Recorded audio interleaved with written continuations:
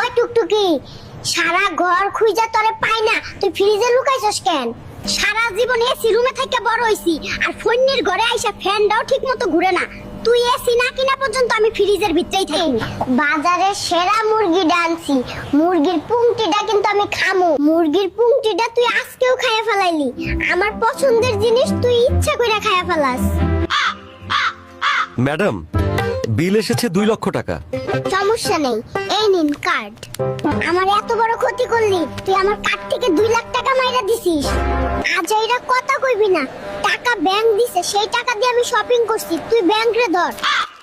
কিরে, driving licence আছে তোর? কি বলেন স্যার, আমার কি লাইসেন্স করার বয়স হইছে? গাড়ি সাইড কর, মামলা হবে। এত ক্যাচাল করো কেন? সব জায়গায় কিপটামি। পকেটে কিছু হাদিয়া দাও, সাইরা দিব। একটা চিকেন কেন, আর একটাকে আনতে আনতেই খাইয়া ফেলাইছো? ওই একদম বাজে কথা কইবি না, আমার টাকা নেই, তাই একটা কিনছি, 2 জন ভাগ কইরা খামু। খাইলে খা, না খাইলে খাই। সরকার আপনাকে বেতন দেয় আর আপনি ডিউটি না করে গেম খেলছেন, আপনার নামে অভিযোগ দিব। চাইপা যাও, না তো মুরগি চুরির মামলা দিয়া ডিম থেরাপি দিব। আকাশেতে লক্ষ তারা, চাঁদ কিন্তু একটা রে।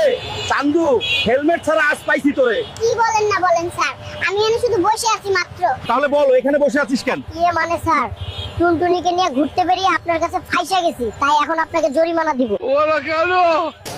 মাথায় ব্যথা আছে, তাই একটা সিটি স্ক্যান করতে হবে। আমি একটা ডিসকাউন্ট দিচ্ছি। বাদ দাও তোমার সিটি স্ক্যান।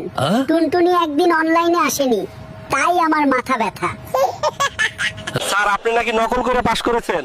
আরে মিয়া, নকল হোক আর আসল পাস করছি, এইটাই কত। এখন এসব খাও, পেছাল না পাইরা রাস্তা মাপো। বাটি হাতে নিয়ে কোথায় ছুটেছো?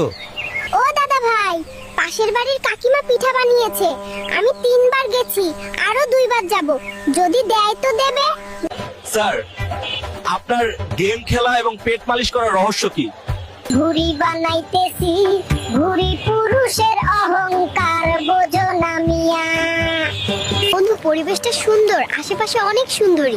হে বল্টু, কেমন আছো? মনে আছে তোমার গত বছর আমাকে নিয়ে এখানে এসেছিলে?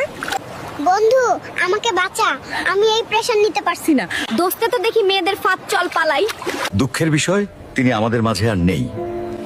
আরে কি বলো এসব? বিষয়টি আমি দেখছি।